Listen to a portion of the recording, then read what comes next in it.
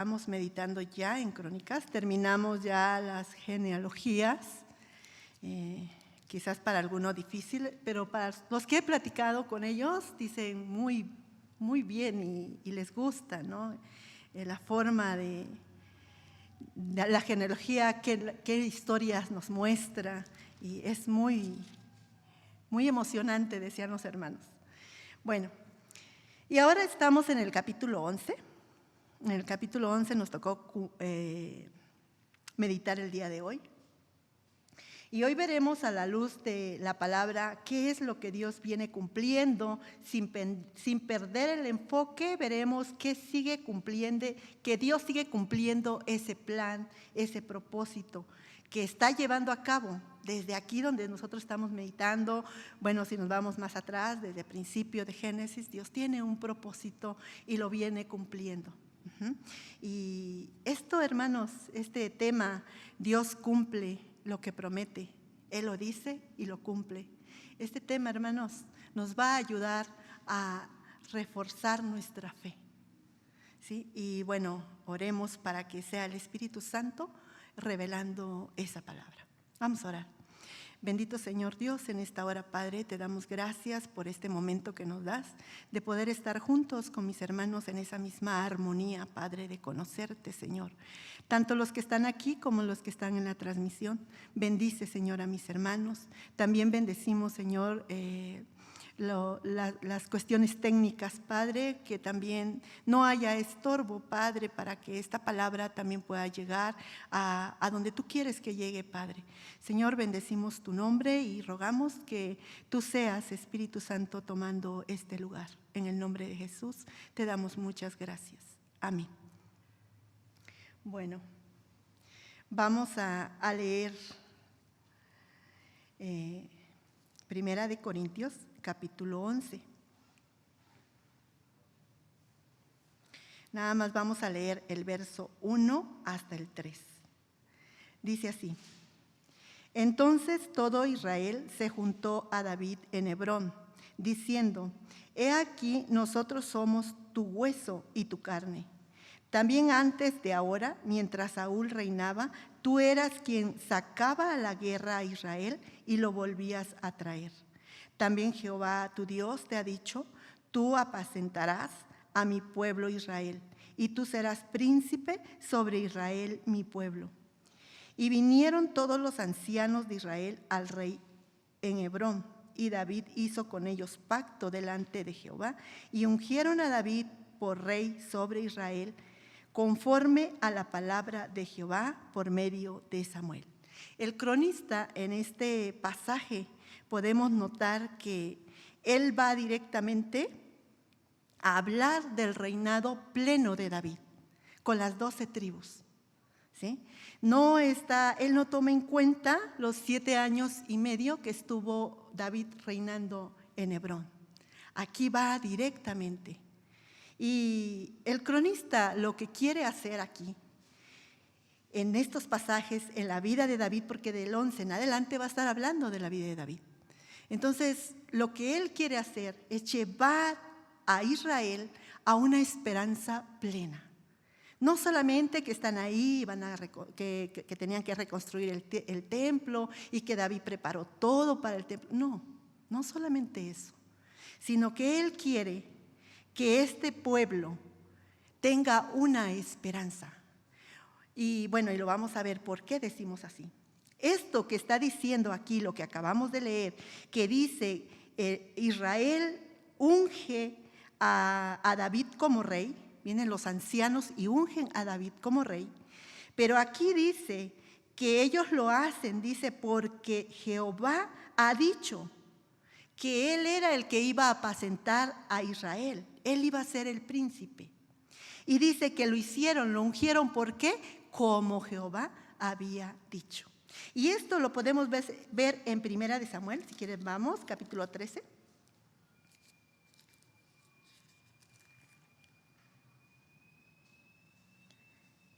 Aquí en el capítulo 13 va a estar hablando de Saúl que no obedeció, y entonces Dios lo que va a estar haciendo es desechando el reinado de Saúl.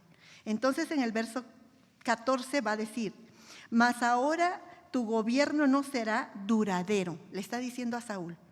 Jehová se ha buscado un varón conforme a su corazón, al cual Jehová ha designado para que sea príncipe sobre su pueblo, por cuanto tú no has guardado lo que Jehová te mandó. Entonces dice Dios que Él se ha buscado un varón conforme al corazón de Él y está desechando el reinado de Saúl. Entonces, en el capítulo 16 vamos a ver que Dios le dice a Samuel que vaya y unja a David. Capítulo 16, nada más unos versos vamos a leer. Dice, capítulo 16, verso 3.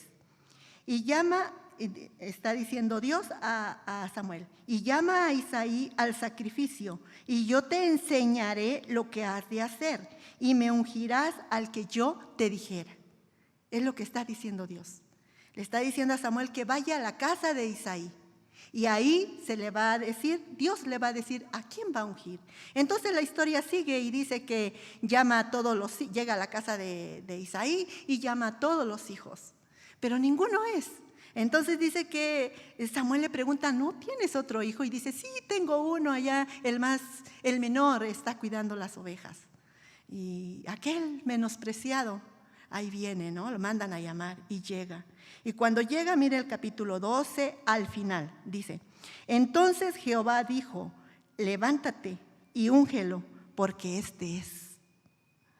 Samuel tomó el cuerno del aceite y lo ungió en medio de sus hermanos. Y desde aquel día en adelante el Espíritu de Jehová vino sobre David. Entonces, aquí donde ya David está siendo ungido como rey, vemos que esto no está fundado, este reinado de David no está fundado por esfuerzo humano, por voluntad humana. ¿Verdad que no?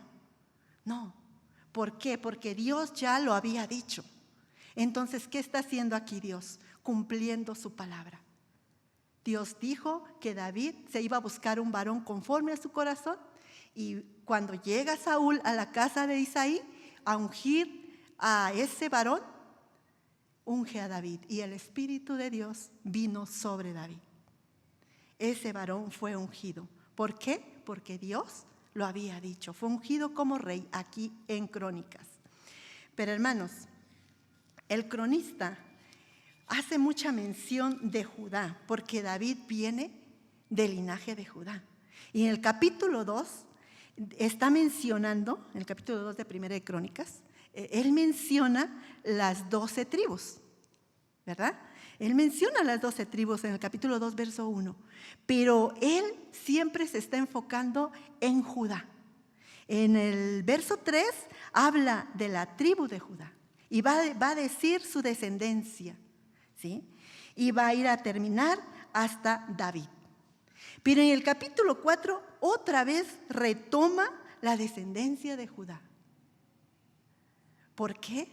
Porque de ahí vendía David. Ahora, en esta descendencia de Judá, hermanos, vamos a ver en Génesis, capítulo 49. Hay una profecía que Dios le había revelado a Jacob. Jacob estaba bendiciendo a sus hijos, pero bendice a Judá. Pero mire cómo bendice a Judá. Vamos a ver en el 49:8.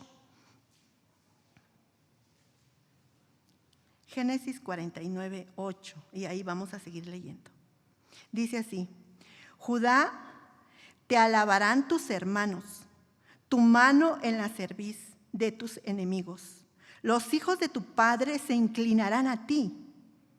Cachorro de león, Judá, de la presa subiste, hijo mío. Se encorvó, se echó como león, así como león viejo. ¿Quién lo despertará? ¿A quién se refiere cuando está hablando Jacob en este pasaje? a el Mesías. Se está refiriendo a el Mesías. Está profetizando que de Judá venía el Mesías. Ese cachorro de león. Ese que dice que se encorvó, se echó como león fuerte. Así como un león viejo. Nadie lo puede despertar, dice. Un león con fuerza. El león era símbolo de Judá, hermanos. Judá está comparado con la figura de un león. Pero en Apocalipsis, capítulo 5, vamos a verlo ahí, habla de Jesús. Va a hablar de Jesús aquí en el Apocalipsis capítulo 5.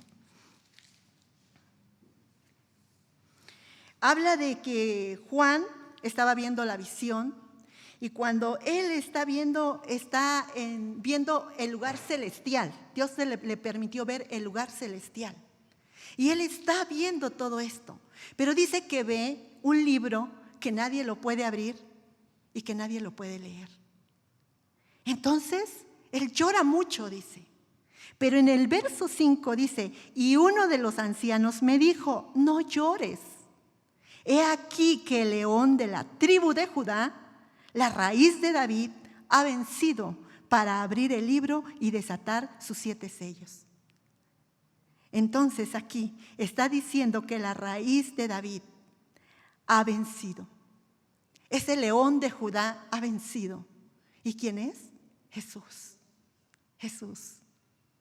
Entonces aquí Jacob, al estar profetizando, está profetizando que vendría el Mesías.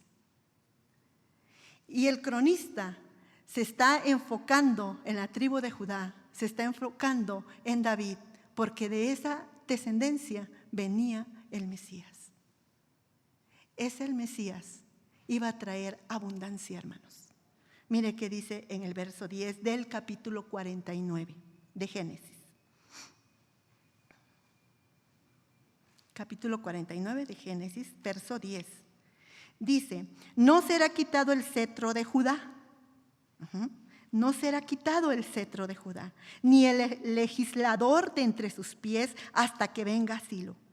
A él se congregarán los pueblos, atando a la vid su pollino y a la cepa el hijo de su asna.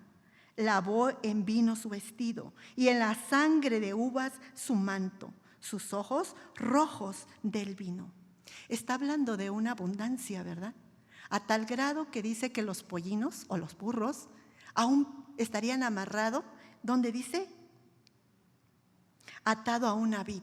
O sea, ellos estarían aún pisoteando esa vid, mucha abundancia. Aún lavarían sus vestidos en el vino. Habla de mucha abundancia. Pero si nos viene hablando del Mesías anteriormente, entonces nos está diciendo que el Mesías traía abundancia ¿de qué? De salvación, abundancia de gracia, abundancia de salvación para cada uno de los que estamos aquí y de los que están escuchando este mensaje. Dios trajo abundancia de salvación. Este pasaje lo podemos relacionar con Isaías capítulo 51. ¿Cómo dice? Venid, venid comprar sin dinero leche y miel. Hablando de la abundancia de la salvación. El Mesías era el prometido. Dios lo dijo y lo cumplió. Y eso lo veremos. Pero hermanos, en estos pasajes que hemos estado viendo, desde Génesis, Dios está cumpliendo su propósito. Pero a un pasaje muy conocido que la mayoría conocemos, es la historia de Abraham, en el capítulo 15 de Génesis. Nos habla, ¿de qué nos habla? Habla de una promesa que le hace a Abraham. Y le dice que su descendencia va a ser grande. Hermanos, Abraham no tenía hijos, era viejo, su mujer también grande de edad y estéril. Pero Dios le promete un hijo y una descendencia grande. Y también le dice, toma en cuenta en el capítulo 15, verso 13. Toma en cuenta que tu descendencia estará en tierras lejanas, en esclavitud. Eso dice, hermanos. ¿Quién lo dice? Dios. ¿Y el pueblo de Israel no estuvo en Egipto? Sí. ¿Dios cumplió? Sí. Para que Dios llevara a cabo su propósito tuvo que utilizar muchos medios. Utilizó a José para que José llegara primero a Egipto.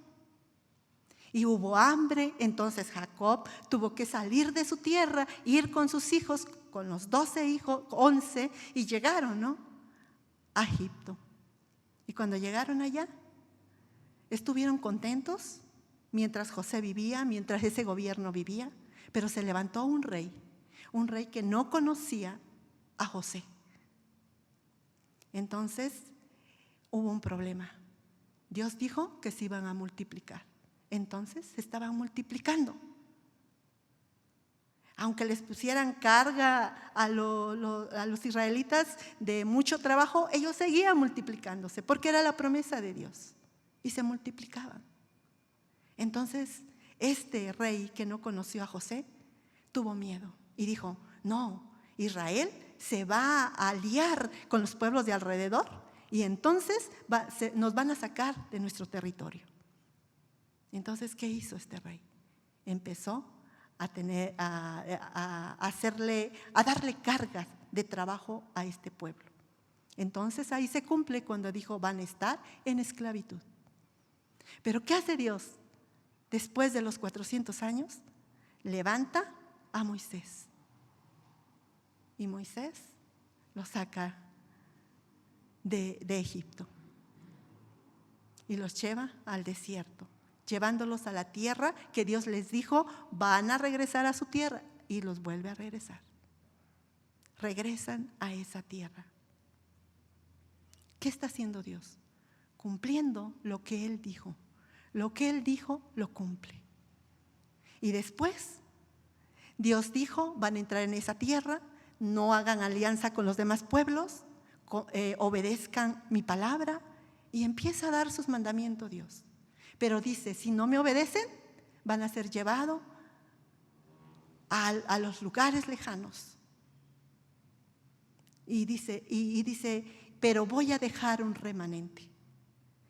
Y dice, Jeremías profetizó: 70 años van a estar allá en Babilonia. Y sí estuvieron los 70 años. ¿Quién lo dijo? Dios. Y dijo que iba a regresar un remanente, lo regresó.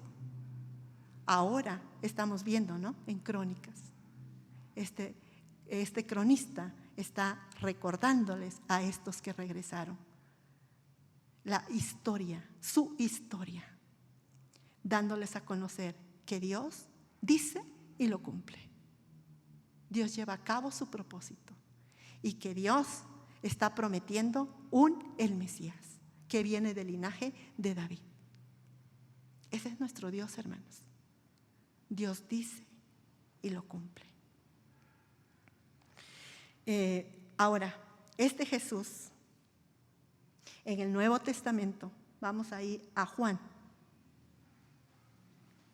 Este Jesús viene como cumplimiento de la promesa.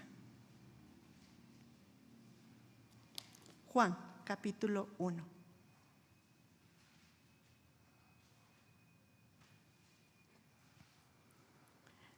Dice, vamos a leer capítulo 1. Dice: en el principio era el Verbo, y el Verbo era con Dios, y el Verbo era Dios. Este era en el principio con Dios. Todas las cosas por Él fueron hechas, y sin Él nada de lo que ha sido hecho fue hecho. En Él estaba la vida, y la vida era la luz de los hombres. La luz en las tinieblas resplandece, y las tinieblas no prevalecieron contra ella. Está hablando de que Jesús dice que es el Verbo, es la palabra, ¿sí? Él es el Verbo. Y dice que ese Verbo era con Dios. Pero luego dice que ese Verbo era Dios mismo. ¿Qué está diciendo? Que ese Dios vino a encarnarse para cumplir ¿qué? Su promesa. Y dice que en Él estaba la vida. En ese verbo, en esa palabra, estaba la vida. Entonces Jesús es la palabra de vida. Y la vida era la luz de los hombres. Esa es nuestra luz. Él es la vida, Él es la luz. Él vino a encarnarse, hermanos. Pero mire cómo dice el verso 12.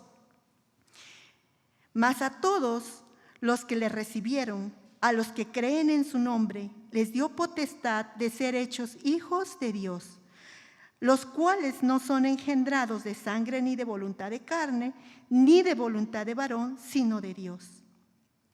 Mire qué hermoso, es un gran privilegio lo que está diciendo Juan. Está diciendo que nosotros que hemos creído, se nos dio el derecho ¿de qué? De ser hijos. Somos adoptados. ¿Dónde estábamos? En tinieblas. Pero Él dice que era la luz de los hombres. Vino a darnos luz. Estábamos muertos, vino a darnos vida. Y ahora pertenecemos a un reino nuevo. Nos dio una nueva identidad, hermanos. Los que hemos creído son los que nos ha dado ese derecho de ser hijos de Dios. Pero dice que no es por voluntad humana, es por la voluntad de Dios. Entonces, dentro de la voluntad de Dios, dentro del plan de Dios, estaba usted, cada uno de nosotros. Estábamos en el pensamiento de Dios, que viniera y nos diera vida. Y ahora pasáramos a ser parte de ese reino, de ese nuevo reino. Nos dio una nueva identidad. Vivíamos en un gobierno de las tinieblas, haciendo lo que bien nos parecía. Pero ahora nos ha dado una nueva vida. Hermanos, también vamos a Efesios, capítulo 3. Efesios 3.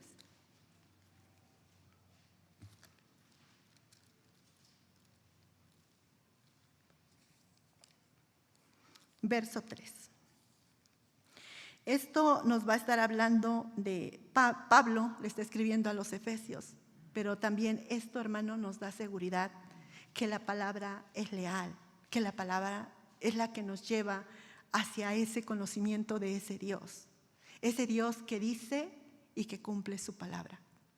Aquí en el capítulo 3, verso 3, dice que por revelación me fue declarado el misterio, como antes lo he escrito brevemente, leyendo, lo cual podéis entender cuál es mi conocimiento en el misterio de Cristo. Misterio que en otras generaciones no se dio a conocer a los hijos de los hombres, como ahora es revelado a los santos apóstoles y profetas por el Espíritu.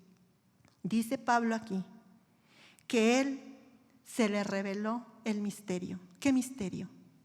La salvación, la obra que Jesús vino a hacer. Él se le reveló este misterio. Pero no solamente a Él. Dice que se lo reveló a los santos apóstoles y profetas.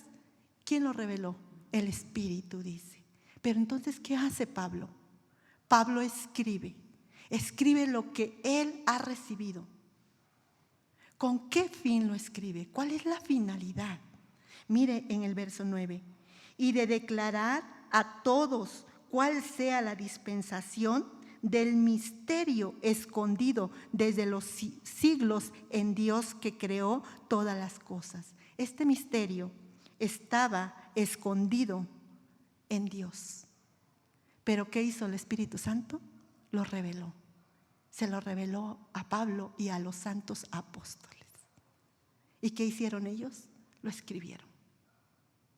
Y ahora lo tenemos aquí, en la palabra. este misterio de ese Dios que dice y que cumple lo que Él dijo. También en Apocalipsis capítulo 1 va a hablar Juan y también dice que es una revelación. Mire qué dice, capítulo 1. La revelación de Jesucristo que Dios le dio para manifestar a sus siervos las cosas que deben suceder pronto, y la declaró enviándola por medio de su ángel a su siervo Juan, que ha dado testimonio de la palabra de Dios y del testimonio de Jesucristo y de todas las cosas que ha visto. Bienaventurado el que lee, los que oyen la palabra de esta profecía y guardan las cosas en ellas escritas, porque el tiempo está cerca. Pero si nos vamos en el verso 11, dice, y yo decía, yo soy el alfa y el omega, el primero y el último. Escribe en un libro lo que ves. Entonces, perdón, hermano. Perdón. Entonces, hermanos, aquí está diciendo que la revelación de Jesucristo ha sido escrita porque Jesús le dijo que lo escribiera. Gracias, hermano. Perdón.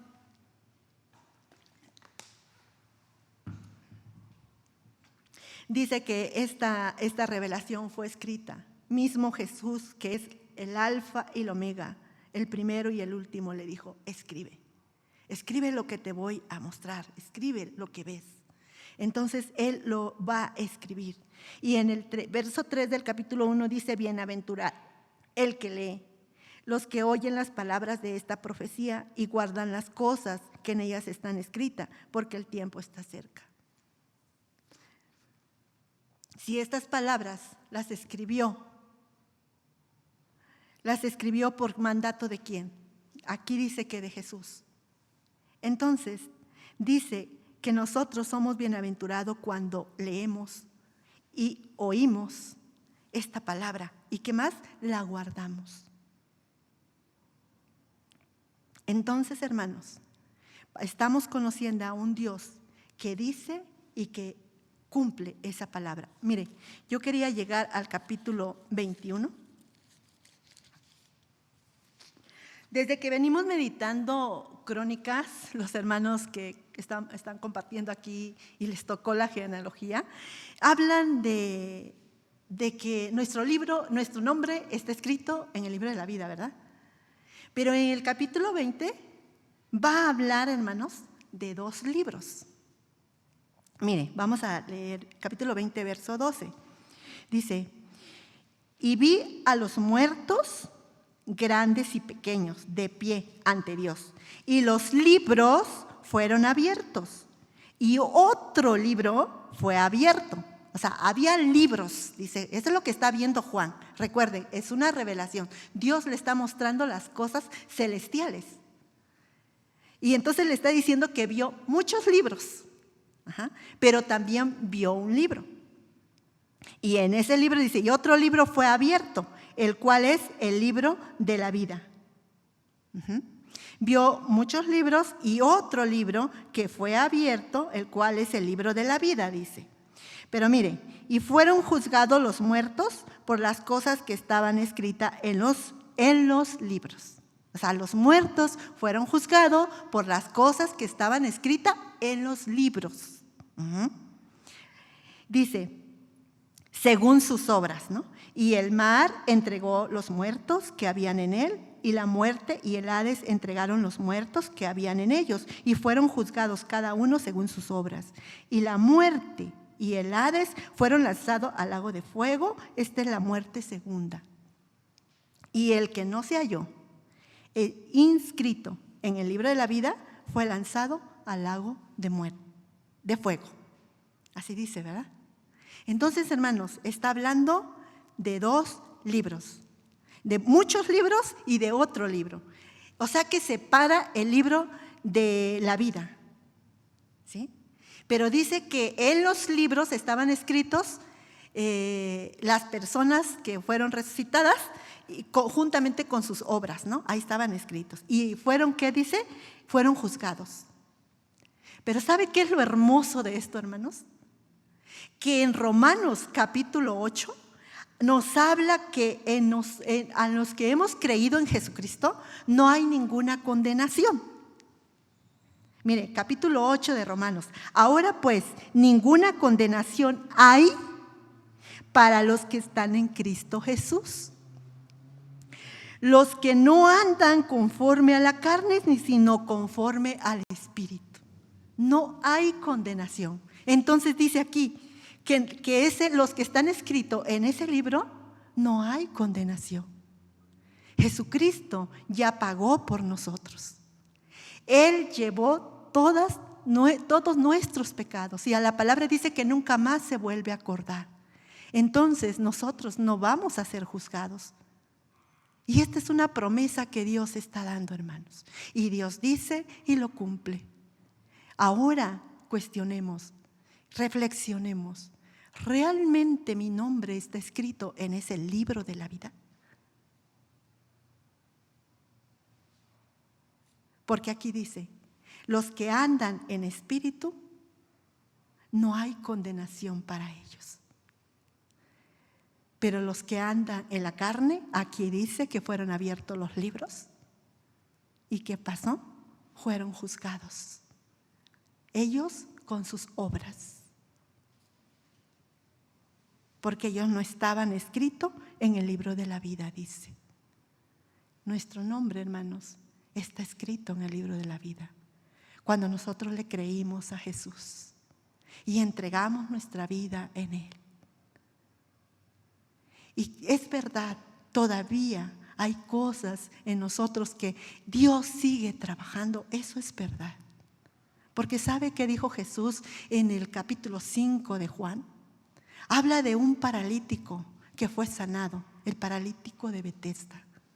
Y le preguntan, ¿por qué sanaste en sábado? ¿Por qué en día de reposo? Pero Jesús contesta, mi Padre hasta ahora trabaja y yo también trabajo. ¿En qué trabaja? En llevar a cabo la obra en nosotros, en terminar esa obra perfecta. Porque nuestro nombre, hermanos, sí está escrito en el libro de la vida. Ahora, los que están en la transmisión o aquí, no sé, y no han entregado su vida a ese Cristo, pregúntese, ¿mi nombre está escrito en ese libro de la vida? Y si no, no se resista a la voz de Cristo. Dios está llamando todavía. Y mientras hay vida, hay esperanza de salvación. Reflexionemos, hermanos, y agradezcamos también a Dios por esta maravillosa obra que Él ha hecho. Cambiarnos de identidad. Venir Él, el Creador, venirse a hacerse carne por nosotros, adoptarnos como hijo porque estaba dentro de su voluntad. Y ahora dejarnos la palabra para que a través de ella entendamos esa obra maravillosa. Hermanos, los dejo con esta reflexión y vamos a orar. Bendito Dios glorioso, en esta hora, Señor, te doy gracias por este momento que me das para poder compartir tu palabra, Señor. Pero también, Padre, es una obra maravillosa la cual tú veniste a hacer, Padre, de poder entregar tu vida por cada uno de nosotros. Y ahora nos prometes que nuestro nombre está escrito en el libro de la vida y que nosotros ya fuimos justificados en Cristo. Señor, gracias. Gracias porque esto lo creemos. Lo creemos porque vemos a un Dios que dice y cumple su palabra. Gracias por ser nuestro Dios. Ruego, Padre, que si alguno se está poniendo a cuenta contigo, oro, bendito Señor, que hagas la obra de salvación en su vida, que cumplas el propósito por el cual tú has mandado esta palabra. A tus hijos nos des fortaleza y esperanza cada día, Señor, para permanecer firme en ese camino. Que nuestro pensamiento vaya cambiando y que vayamos caminando en esa verdad tuya, Padre.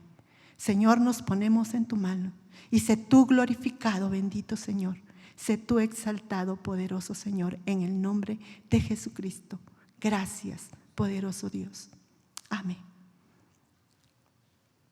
Dios les bendiga, hermanos.